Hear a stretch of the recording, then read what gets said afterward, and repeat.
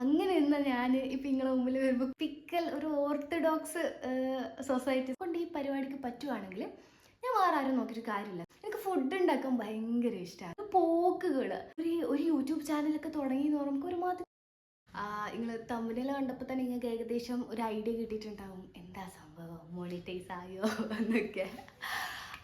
എന്നാലും ഞാൻ എല്ലാം പറയുന്നത് ഫസ്റ്റ് ഞാൻ പറയാൻ ഉദ്ദേശിക്കുന്നത് ഞാൻ എങ്ങനെ ഒരു ചാനൽ തുടങ്ങി, അല്ലെങ്കിൽ ഞാൻ എങ്ങനെ ഇപ്പം ഇവിടെ നിങ്ങളുടെ മുമ്പിൽ ഇരിക്കുന്നത് അത് ഞാൻ പറയാം. ഫസ്റ്റ് എനിക്ക് ആകെ ഉള്ളത് ഒരു ഇൻസ്റ്റഗ്രാം അക്കൗണ്ടാണ്. ഇൻസ്റ്റഗ്രാം അക്കൗണ്ട് എന്ന് പറഞ്ഞാൽ പ്രൈവറ്റ് അക്കൗണ്ട്, DP ഇല്ല, പോസ്റ്റ് ഇല്ല, ഒന്നുമില്ല. എനിക്ക് അത് DP പോസ്റ്റിലിടുന്ന ക്രിഞ്ച് പരിപാടി എന്ന് വിചാരിച്ചിട്ട് ഞാൻ ഇടാനിട്ടാണ്. അത് സ്റ്റിൽ ഞാൻ എൻ്റെ പേഴ്സണൽ അക്കൗണ്ട് ഞാൻ ഒന്നും ഇട്ടിട്ടില്ല. എന്താ അതൊക്കെ ഒരു ക്രിഞ്ച് പരിപാടിയാണെന്ന് വിചാരിച്ചിട്ട് ഞാൻ അങ്ങനെയൊന്നും ചെയ്യാനൊന്നുമില്ല. നിങ്ങളൊന്ന് ചിന്തിച്ച് നോക്കിയാൽ അത്രക്കും അങ്ങനെ നിന്ന ഞാൻ ഇപ്പം നിങ്ങളെ മുമ്പിൽ വരുമ്പോൾ കുറേ ബ്രെയിൻ വാഷൊക്കെ നടന്നിട്ടുണ്ടാവില്ലേ. ആ സംഭവം ഈ ചാനൽ തുടങ്ങുന്നത് എൻ്റെ ഒരു ആഗ്രഹപ്രായം. കാരണം എനിക്ക് ഇങ്ങനത്തെ ഒന്നും ഇഷ്ടമല്ല. ഇതൊക്കെ കാണുന്നത് തന്നെ എനിക്ക് കാണാനോ കാണാനൊക്കെ ചെയ്യുന്ന ആലോചിച്ചിട്ട് പോലുമില്ല. എന്നെക്കൊണ്ട് ഇത്ര ആവുമെന്ന് ഞാൻ വിചാരിച്ചിട്ട് പോലുമില്ല. എൻ്റെ സിസ്റ്ററില്ലേ റസിനെ ചിലപ്പോൾ ഇങ്ങനെ ഏകദേശം കുറച്ച് ആൾക്കാർക്ക് അറിയാം. കാരണം എൻ്റെ എല്ലാ വീഡിയോസിലും റസി ഉണ്ടാവും. റസിയുടെ ഒറ്റ നിർബന്ധം, റസിക്ക് ഭയങ്കര ഇഷ്ടമായി ഇങ്ങനത്തെ ചാനൽ തുടങ്ങുക, വീഡിയോസൊക്കെ ഇടുക, അങ്ങനത്തെ റസിക്ക് ഭയങ്കര ഇഷ്ടമുള്ള പരിപാടിയാണ്. എന്നോട് എനിക്ക് തോന്നുന്നു ഏകദേശം 2 വർഷമൊക്കെ ആയി എൻ്റെ ഈ കാര്യം പറഞ്ഞിട്ട് പുറകെ നടക്കുന്നത്. അതായത് ഞാനിവിടെ വന്നപ്പോൾ തൊട്ട് എനിക്ക് ചാനൽ തുടങ്ങിക്കൂടെ. ആ കൊറോണയുടെ സമയത്ത് കുറേ പേര് തുടങ്ങിയില്ലേ, അപ്പോഴല്ലേ ഇക്കൊന്ന് തുടങ്ങിക്കൂടേന്ന്.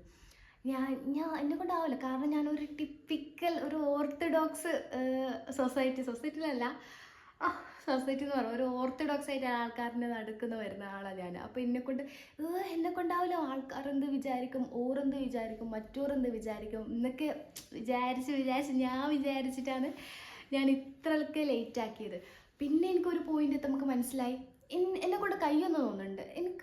എനിക്ക് കഴിയുവാന്ന്. എന്നെക്കൊണ്ട് ഈ പരിപാടിക്ക് പറ്റുവാണെങ്കിൽ ഞാൻ വേറെ ആരും നോക്കിയിട്ട് കാര്യമില്ല. കാരണം ഒന്നാമത്തെ റീസൺ അവർ ആരുമില്ല എനിക്ക് ചിലവിന് തരുന്നത്. എനിക്ക് ചിലവ് തരുന്ന കാര്യം മാത്രമല്ല കേട്ടോ. അതുപോലെ നമ്മൾ മറ്റുള്ളവരെ പേടിച്ച് ജീവിക്കാനാണ് നോക്കുന്നെങ്കിൽ അത് തന്നെയായിരിക്കും മറ്റുള്ളവർ എന്ത് വിചാരിക്കുമെന്ന് പറഞ്ഞിട്ട് ഞാനിപ്പോൾ നിൽക്കാൻ കഴിഞ്ഞാൽ എനിക്കതിന് മാത്രമായിരിക്കും സമയം ഉണ്ടാവുക. കാരണം എനിക്കാകുള്ള ഒരു ലൈഫാണ്. ഞാൻ അതിന് മറ്റുള്ളവരെ നോക്കി നിൽക്കാനെങ്കിൽ നടക്കൂലെന്ന് എനിക്ക് തന്നെ മനസ്സിലായി.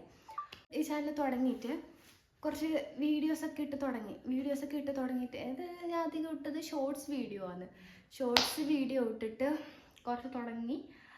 ഞാൻ ആരോടും പറഞ്ഞു, എനിക്ക് ആദ്യമൊക്കെ ഞാൻ ഇങ്ങനെ വോയിസ് ഓവർ കൊടുത്തിട്ട് എഡിറ്റ് ചെയ്യൂല, വോയിസ് ഓവർ കൊടുക്കൂല. ആ സമയത്തൊക്കെ എൻ്റെ സൗണ്ട് എടുക്കുമ്പോൾ അയ്യോ എന്താ ക്രിഞ്ച് എന്ന് പറഞ്ഞിട്ട് എനിക്ക് കേൾക്കുന്നില്ല. റസി കേൾക്കും, അപ്പോൾ എനിക്ക് ദേഷ്യം വരും, എന്തിനാ നോക്കുന്നതെന്ന് പറഞ്ഞിട്ട്. അങ്ങനെ ഉണ്ടായതാണ്. പിന്നെ ഇപ്പോൾ ഓക്കെ ആയിട്ടോ. ഇപ്പം എൻ്റെ സൗണ്ട് എനിക്ക് അത്ര പ്രശ്നമില്ല. എൻ്റെ സൗണ്ട് ഇങ്ങനെ തന്നെയാണ്. അല്ലാണ്ട് ആൾക്കാരെന്താണ് എനിക്കെന്ത് ചെയ്യണം. ആദ്യമൊക്കെ എന്നെ വീഡിയോസ് ഇട്ട് തുടങ്ങിയപ്പോൾ ഞാൻ ഒരാളോടും പറഞ്ഞിട്ടില്ല. ഇപ്പം നമ്മൾ സ്വാഭാവികമായിട്ടും ചാനൽ തുടങ്ങിയ ഫസ്റ്റ് നമ്മൾ ഫാമിലിയിൽ ഷെയർ ചെയ്യും, ഫ്രണ്ട്സിന് ഷെയർ ചെയ്ത് കൊടുക്കും, പിന്നെ അറിയുന്ന ആൾക്കാർക്കൊക്കെ ഷെയർ ചെയ്ത് കൊടുക്കും. ഞാൻ ചാനൽ തുടങ്ങിയിട്ടുണ്ട്, ഒന്ന് സബ്സ്ക്രൈബ് ചെയ്യണം, ഒന്ന് സപ്പോർട്ട് ചെയ്യണം എന്നൊക്കെ പറഞ്ഞിട്ട് ഞാൻ ആ പരിപാടിക്കൊന്നുമില്ല. ഞാൻ റസിനോടും പറഞ്ഞു, ഈ ചാനൽ ഞാൻ മുന്നോട്ട് കൊണ്ടുപോകണമെന്നുണ്ടെങ്കിൽ ഞാൻ പറയുന്നത് പോലെ നീ കേൾക്കണമെന്ന്, അതായത് ഞാൻ പറയുന്ന പോലെ നീ ചെയ്യണമെന്ന്. ഈ ചാനലിൻ്റെ ലിങ്ക് നീ ഒരാൾക്ക് ഇട്ട് കൊടുക്കൂടെ. നമ്മുടെ വീഡിയോസ് കണ്ടിട്ട് ആർക്കെങ്കിലും ഇഷ്ടമായെങ്കിൽ ഒരു സബ്സ്ക്രൈബ് ചെയ്യും, കണ്ടാലും അവരെന്തായാലും സബ്സ്ക്രൈബ് ചെയ്യും. പിന്നെ നമ്മൾ വെറുതെ പറഞ്ഞിട്ട് നമ്മുടെ ഇന്ധനം കത്തിക്കുന്നത് എന്തിനാ? അതുകൊണ്ട് ഞാൻ ആരോട് പറയാൻ നിന്നില്ല. അങ്ങനെ കുറച്ച് വീഡിയോസൊക്കെ ഇട്ട് തുടങ്ങി.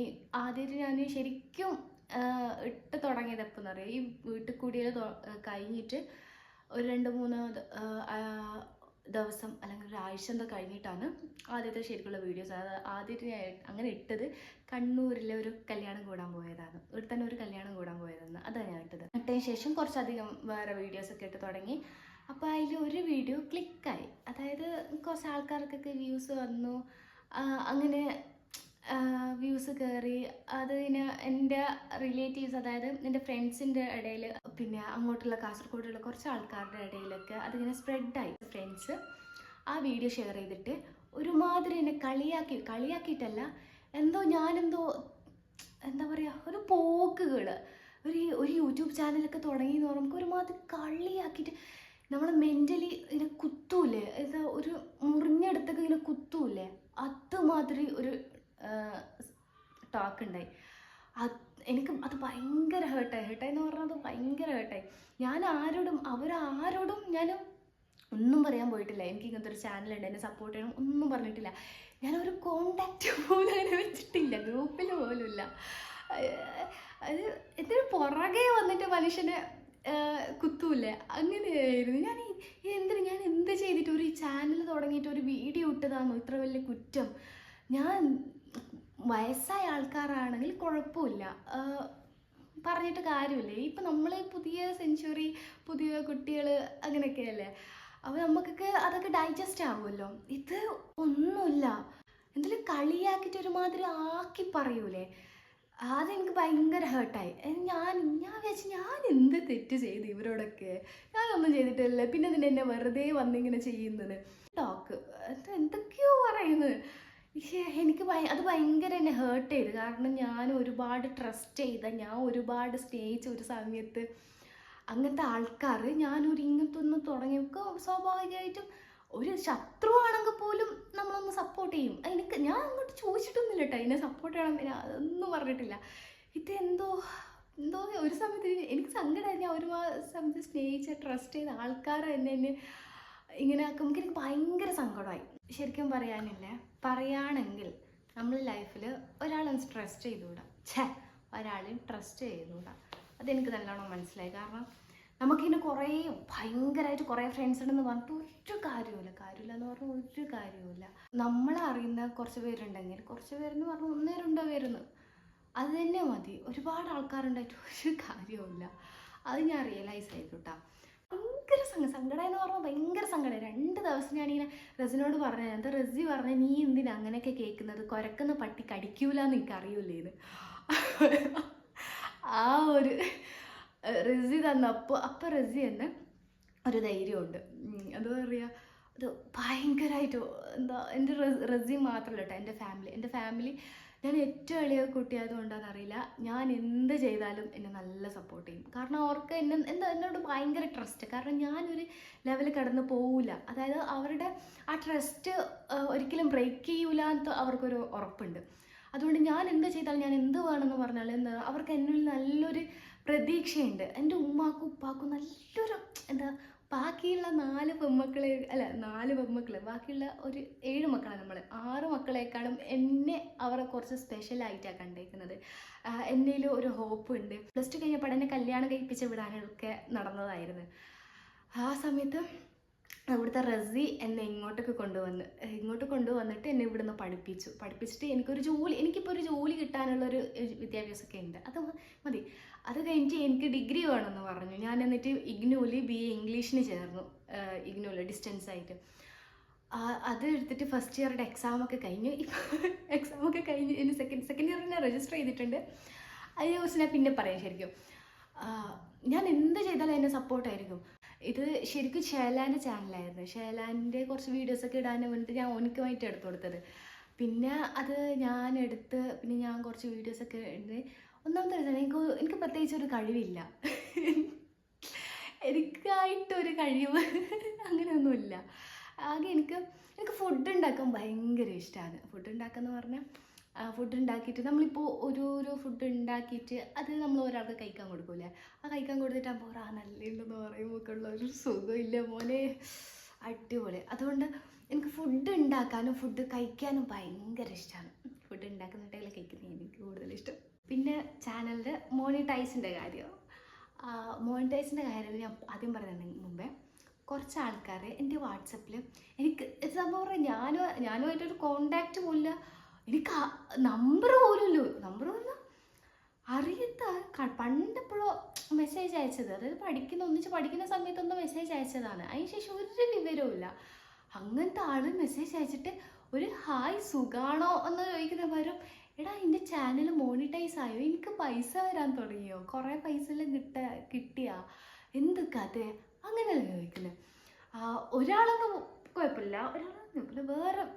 വേറെ മെസ്സേജ്, എനിക്ക് പൈസ വരാൻ കഴിഞ്ഞാൽ നിൻ്റെ ചാനൽ മോണിറ്റൈസ് എന്ന് വാക്കില്ല കേട്ടോ, എനിക്ക് പൈസ കിട്ടാനെല്ലാം തുടങ്ങി, എനിക്ക് കുറേയൊക്കെ പൈസ കിട്ടുന്നെല്ലാം ഉണ്ടാവുമല്ലേ, അങ്ങനെ ഇങ്ങനെയല്ലേ.